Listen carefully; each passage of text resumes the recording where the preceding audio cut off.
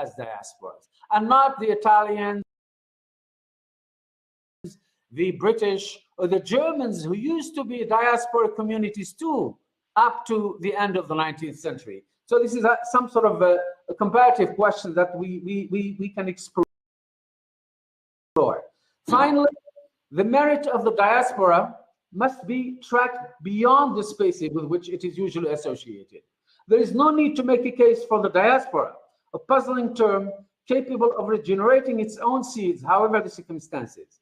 Rather, we must look at it as a universal paradigm to measure the diaspora, a puzzling of the concept and moral values associated with our global circumstances. The diaspora may not want to take credit for coining words such as hybridity, multiculturalism, pluralism, tolerance, or difference, all of which enjoy wide circulation today in Western universities and international organizations.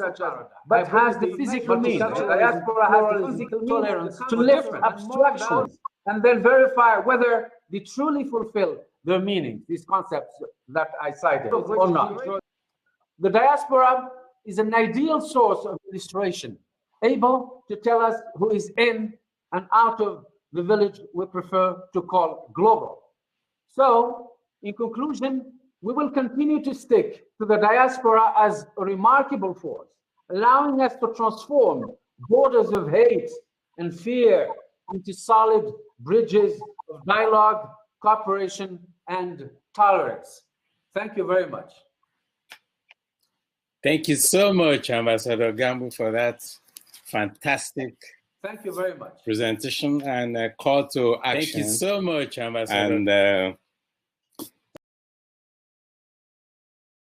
of course, the partnership between the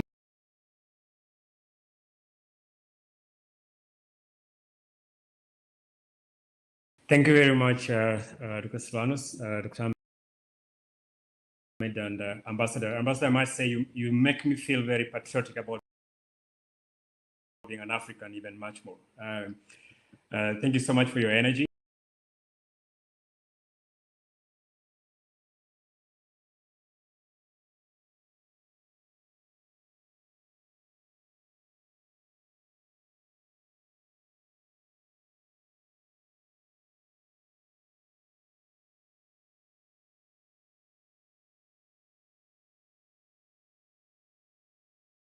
The post-COVID-19 Africa should be better than the pre-COVID-19 Africa.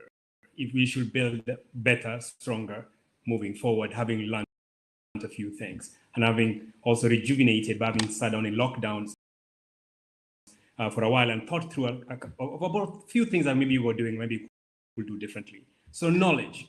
And where do we start with the knowledge discussion? Bill Gates, because I'm on the technology side, one quote that Bill Gates mentioned is that you earn what you learn, right? So what you earn is direct proportional to what you learn. Now we all know that, that's great, but how about what is it that we are teaching as well? Because I could be learning, and I'm really learning, but what are we teaching, in principle? And that brings me down to the youth dividend that Africa really has. I think we are now at what? Average of 18 years old across the continent, maybe 17, 18, depending on the latest data. And if you look at that youth dividend, what are we creating out of this next generation? Are we teaching the next employers or employees, right? Are we teaching principles of how to create jobs or how to look for jobs? That's just, just on the knowledge side. So that's, I think, is where the diaspora can come into play in a different way around three subjects around to just outline today. The first one is around tools. The second will be around intellectual property, and the last one on scale. So I want to look at tools, to start with the first one, tools in a different way. We all know of Harari, Yuval. He's well known for his first book that read the world in a different way, Sapiens, a brief history of humankind. In that book, he talks about tools in a very different way. Tools as a means of survival of a generation or of a society over the other. And I think most of the time in we've looked at tools as almost as the end, but not as tools as the mean for complete prosperity of the society. Right. So I beg to say that we really need to start looking at, and the diaspora needs to come into that with that knowledge of how do you now impact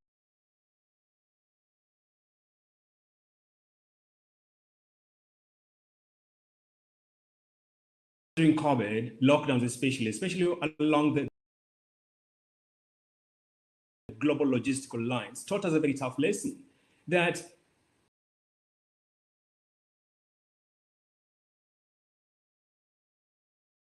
we could not produce a lot without those tools coming into the continent. So we really need to start looking at how does Africa really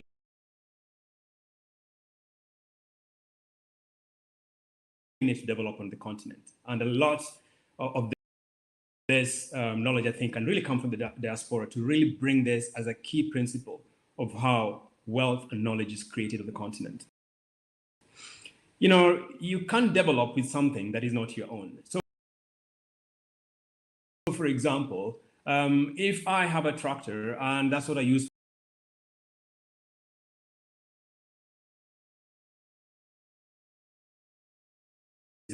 but that's just the impact of the intellectual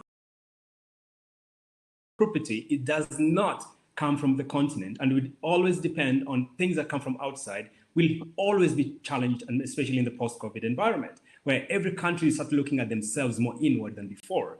So if you look at the balance of producers versus consumers of intellectual property, and on one side, let's say you've got consumers, in the median is kind of the middle, and the other side is producers. Where does right? Even if you say, let's say my shot, for example, maybe is manufactured in Africa, but the question is, where did the tools for manufacturing that shot come from? Right? We're talking about vaccines now. Great, vaccines are coming in.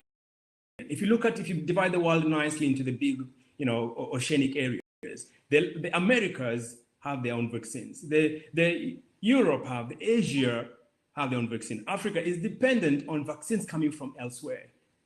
We are still net consumers of that. Now, looking forward post-COVID-19, how do we say, for example, that we will look at intellectual property and invest heavily on research and development, that we can start having IP coming from the continent, because it is a matter of survival along that knowledge line. The last one is on scale economics. And I love it that, Dr. Ahmed also just mentioned about after what's happening come January. I think we are 34th now with Nigeria on board at Southern News, I think it's last week or early this week. I think this is great. But that has opened, but who has taught and has imparted knowledge across the continent on how to build scale models for businesses? Whether it's leveraging in technology or not. Who is investing in that knowledge? And I think the diaspora, having lived in areas of economies that have really invested a lot in understanding global economies in a different way, can bring that knowledge on continent. I think that is so fundamentally important on how to build that global scale on the continent, using just after to start with, and then beyond that, being impactful across the world by building global products that can appeal to the rest of the world. So those are the 3 points I just wanted to highlight. Of course, I'll be more biased to say that the technology that needs to drive this is along IT or ICT technologies, but technology as we know it is literally across any other platform, as long as it is a tool that really use to make our lives better. So tools, intellectual property, and scale economics. Thank you very much, Silvanus. Try to summarize as much as possible. In the interest of time, I will take the privilege to ask each one of you just one question, and then I will pose the final question to you. First, Ambassador Gambo, do the Association of Ambassadors in Africa have a plan to have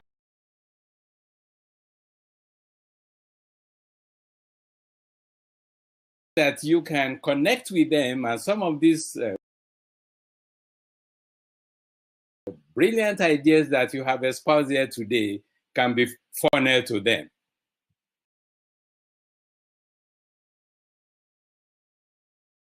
I think a diplomat's job is to really recommend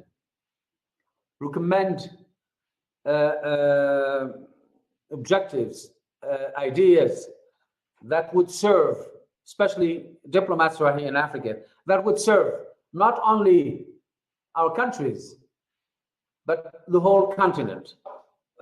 People now talk about Africa in ways that have never been known before. So I am thinking of, I was actually recently invited to the Pan-African Congress, the chapter of Kenya, and I was really amazed to see that some of the best things that happened to Africa came from our diasporas. The African Congress itself, as a global movement, Pan-African movement, was actually established by the African Americans in the Caribbean, or by Africans in general in the US and in the Caribbean and elsewhere. So this idea all of a sudden came to Africa and everybody subscribed to it without hesitation. And now we have like up to 30, 35 countries, members of the global Pan-African movement. So of course, we create bridges between our diaspora communities, the US, Europe, but sometimes I would think that actually the diaspora, we usually focus on Europe and the US because of the issues I mentioned before, racism, stereotyping, and so forth. But let's now believe that actually our diasporas are all over the world. I mean, there is an amazing, or there is a remarkable diaspora community in the Middle East. We have to think about whether we go through the same problems or whether they live the same issues like the diasporas in Europe and the US. And we have also diasporas within African countries. We have like a Moroccan community established in Senegal, Ghana, and the same thing, Senegalese, Ivory Coast communities are in Morocco. So we have to diversify. We have to go now beyond the confines of the classical places of the diaspora, like in Europe. And diaspora, of course, now it does not need to, we don't need to make a case for it. It imposes itself on us. And I think ambassadors sometimes here, we talk, we identify, especially success stories. We could use why success stories. I mean, like if you follow the story of the vaccine, one of them is actually who's behind the vaccine in the US is the Moroccan-American Monsef Slawi. So we need to inspire our youth that illegal migration is not the only solution. If these people do it, if Africans do it as successful somewhere, they can be successful here. We just need to boost them. We need to actually sort of establish their confidence in themselves. Thank you so much, Ambassador Gambo. And my next question is for Dr. Ogwe. Even in the United States, with all the campaigns and everything, it's just about 50% of Americans, according to the most recent poll. Only about 50% of Americans have agreed that they will take the vaccine. So what is the African CDC and the African Union doing in terms of education, public information, and widespread campaign to convince Africans to take the vaccine, even when the vaccine is available? Thank you very much, Professor Sereni, for that. It's been a long road around immunization and vaccination in Africa, with significant resistance in pockets around the continent. Now, COVID-19 has brought a slightly different scenario. One, it gave us lockdown and gave the opportunity for a lot of reflection on this disease that is making us not be able to do our normal activities.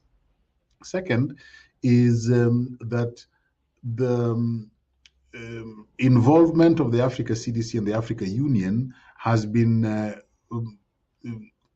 let me say, it's almost on a daily basis. We've been involved from the word go, engaging with governments, engaging with professionals, engaging with the communities.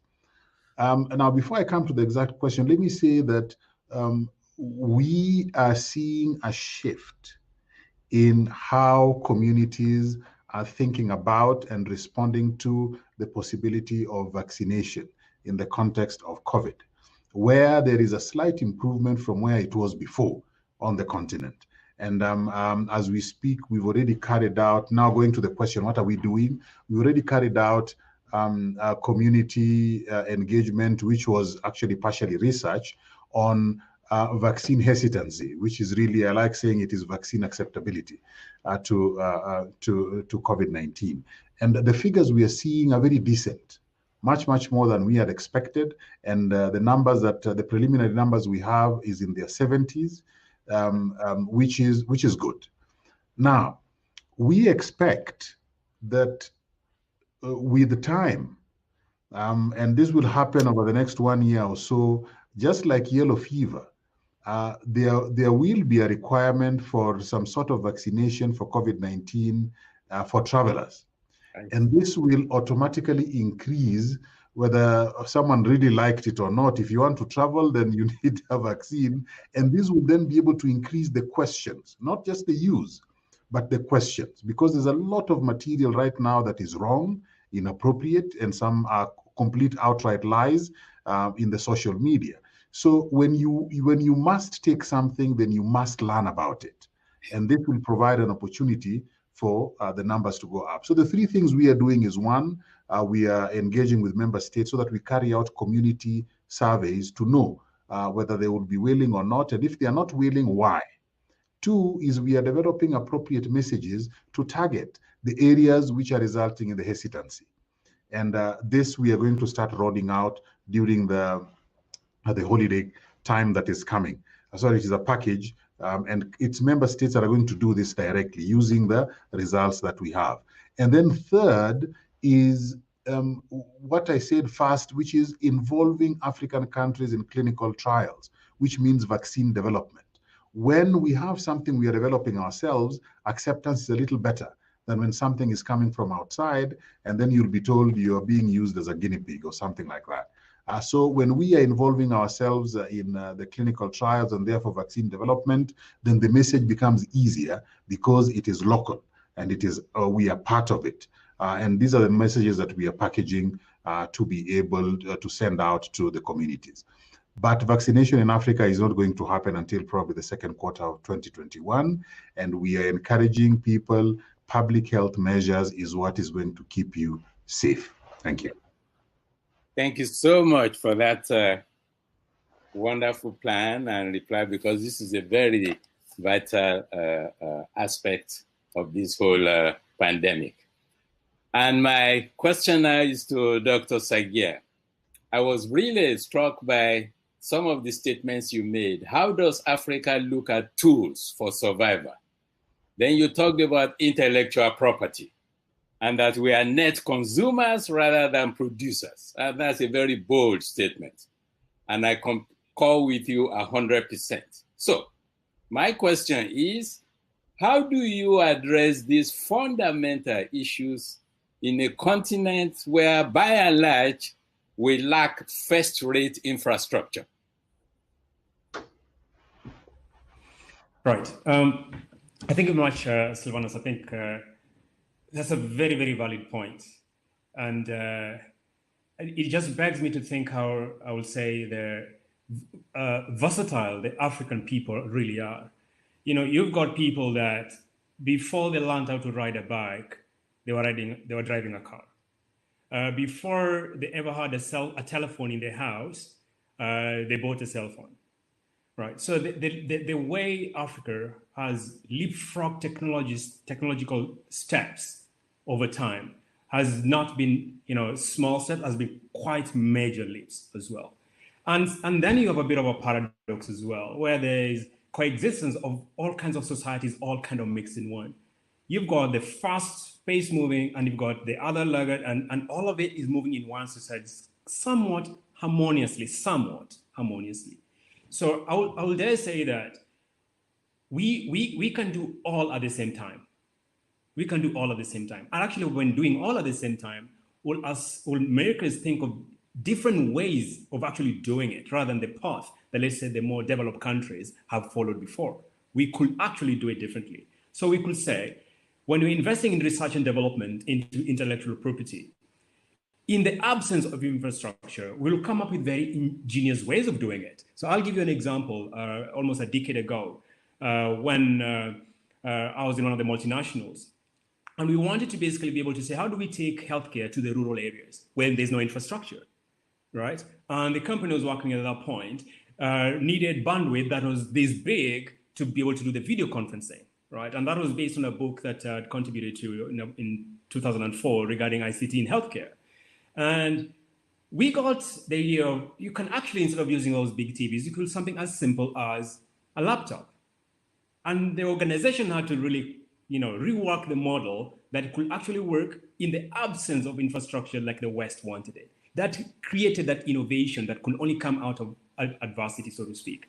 So I think the more we say we want to invest more and more in R&D, and we say we want to focus on it, and I'm talking about not just governments, but private companies. If you look at some of our companies as well, locally in Africa, what is the percentage of R&D that they're investing in to come up with their own intellectual property, rather than consume and continuously buy what's coming from outside?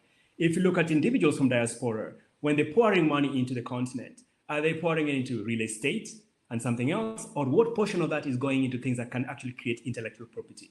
I think we need to start to focus on that. And the more we focus on it, the more we will get the results we want. But we can do both at the same time, Dr. Silvanus. Thank you so much for that answer. And I wish we have more time because I will have expanded more on that. So I'm going to present my final question to you in the very short period we have left.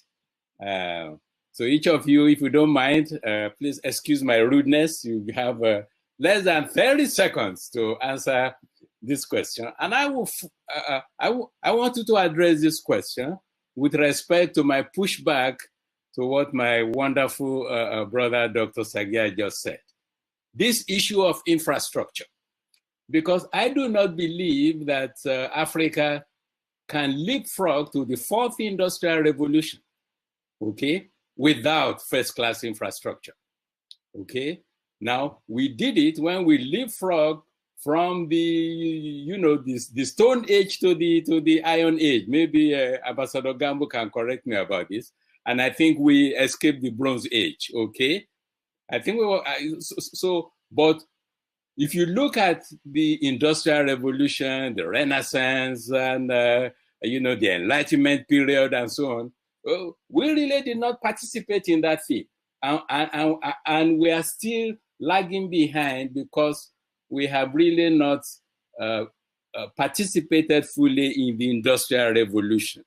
So I want each one of you, if you don't mind, to address the youth. Africa is the youngest continent in the world. They are the future of that continent. I hope they would make Africa the light of the world in the 21st century.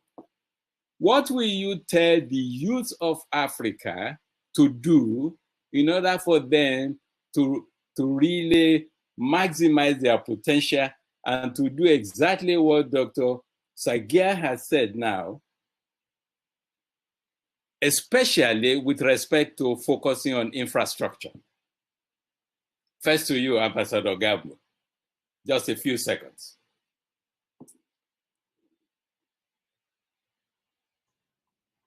I think infrastructure is crucial for the development of Africa, of course. As Dr. Raila, the former Prime Minister, said in the beginning of the opening of the session, but I would actually carry it within this context of diaspora. The problem that we have now in Africa, we are reaching fourth, fifth generation of diasporic communities. And these young men coming back to the country to spend their vacation, the first thing they are worried about is infrastructure. Do we have good roads, good ports, good railway stations? Why they ask that? Because we should keep in mind that the diaspora is condemned to live within a comparative context. Moroccans all the time, they create pressure on us, on the government, by saying Spain, Belgium have better roads than us. This is a good pressure because it forces actually Morocco to really fix its infrastructure. And one, two, infrastructure is the classical field of generating jobs. So without fixing infrastructure, Africa, as Dr. Sagia said, we are just going to be seen as consumers, even if we are today the best producers of ideas worldwide. Thank you. Thank you so much. Now, Dr. Agua, I'm going to pose this to you in a different way. You know,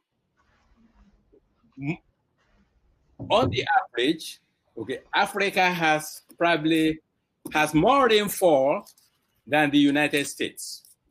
Okay, there are many nations in sub-Saharan Africa that have 2 times and 3 times the amount of rainfall of the United States and the European Union. And yet, sub-Saharan Africa has the population with the least access to clean water. So what will you tell the next generation regarding infrastructure, particularly clean water? Because without clean water, we will always be the continent that will have the greatest cases of waterborne diseases, and we suffer from, pandemics and so on. No, thank you, Silvanus. I will tell them 2 things. One is that your immediate environment, when you innovate for your immediate environment, then you are most likely to succeed. So instead of struggling to see how you can solve issues that are thousands of miles away, you innovate for your immediate environment. It gives you the opportunity for materials that are close by, and it gives you the opportunity to solve a problem that is faced by your immediate community. So let's solve for our immediate environment, and when we get a tool, when we get an innovation that is working, then we can be able to share it broadly. So looking for problems locally and then solutions locally, this is one thing that I will tell the young people. The second is that Africa has the opportunities for them if they shift away from following others. I don't want to say the West, but others, without harnessing what they have within them as a people. We have enough as a people to be able to provide the direction and the leadership for the world, because we have so many young people. And if they all put their minds into thinking that they are leaders, throw your leadership out there, then they can be able to succeed. And when they combine that with solving problems that are local, using local materials, then the success levels are going to rise, confidence levels are going to rise, and our problems are also going to be tackled utilizing local brain power, local resources, local solutions. Thank you so much for that response. And then my final question goes to Dr. Sagia. Again, focusing on what I want you to address the young people, the future of Africa, regarding this issue of infrastructure. How can you leapfrog to the 4th industrial revolution when one of the major deficits we have in Africa, in addition to the water deficit, is energy deficit? How do you create first-class laboratories, okay, first-class industries, a Pfizer vaccine manufacturing company like in Africa, without 24-hour electricity, when you have to rely on generators? I want you to address that to the young people. Thank you. Dr. Silvanus, I'll address to the young people because it looks like in this panel I could be closer to them. So thank you very much for that. And I'm actually very proud of what is coming out of Africa already. I'm really proud of what the young people are doing, even in the areas around green energy, solar technologies. A lot of innovations are coming out from the younger generations in terms of what it is that they can do to solve the problems that, like Dr. Ogul has just mentioned, immediate problems they're seeing. But what are the challenges that they are having in scaling those ideas, right? And that's, to me, is I think what we really need to address as well. So we've got the intellectual property, but it is not recognized as intellectual property. It's not recognized as a tool, and it's not scaled because there's no investment into all those three spheres of it. So my advice is that it needs to be looked at as something that really is fundamental, not just to fix the issues that are immediate, but it's fundamental to the survival of the society and the society beyond their neighborhood, so to speak. But more importantly as well, yes, there is I would call it the basic infrastructure that should just have been done, whether it's the road, the airport, the water, the port. Those are what we call basic, that are 300 years old of infrastructure that should have been done, right? There are countries in Europe that to them is not a question because the port has been there for 300-400 years. So it's not an issue. So I call them basic stuff. I think the young people need to hold whatever government or society, the leaders they have, accountable towards those promises. You know, they are the youngest, they're the majority of voters, first of all, right? I think they need to hold them accountable. They need to stop going to social media and talking about just some stuff, right? I think they need to start holding the leaders and holding us accountable towards what we say. That's the first step. But second is that beyond the basic infrastructure, there is the internet infrastructure. Now, internet infrastructure is the greatest equalizer of all. You know, whether you're in the village with a solar on a small device, or you're sitting in New York in an air-conditioned apartment or office with a big server, you're the same. Your knowledge capability to acquire knowledge is the same. Is how can the young generation actually move away from the mindset of scarcity to a mindset of abundance, using whatever bandwidth they have on intellectual property and that they can develop along this new infrastructure called the internet. It's the greatest equalizer, as we've said for almost a decade now, but I don't see it being treated as a true infrastructure that can become for the youth using it as it should across the continent. So that for me would be the next advice as well, is that really start to use that great equalizer as one infrastructure that equalizes everybody on this planet. Thank you so much for that great answer.